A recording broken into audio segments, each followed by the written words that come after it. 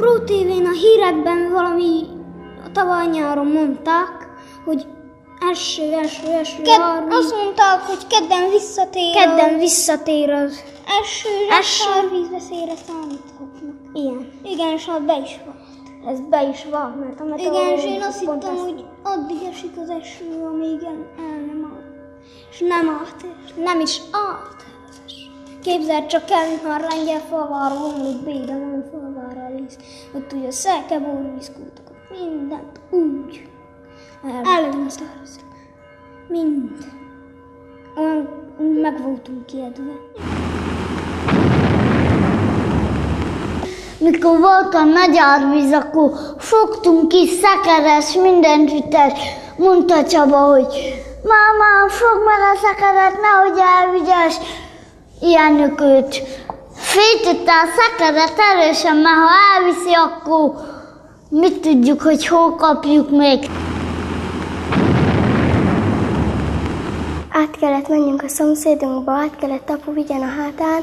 A szomszédunkban nekünk olyan házunk van, hogy kőből, sárból van összerakva, és féltünk, hogy nehogy a sár kimossa a kők közül, és összedőljön a ház.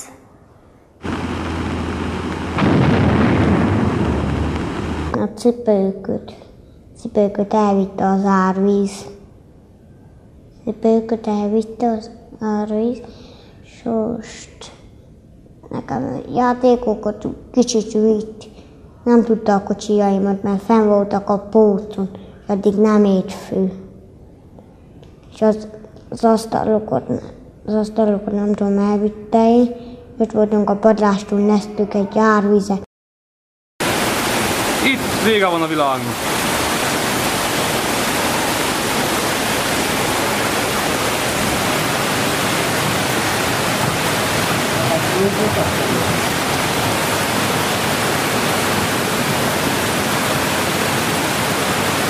Azt a jó édes...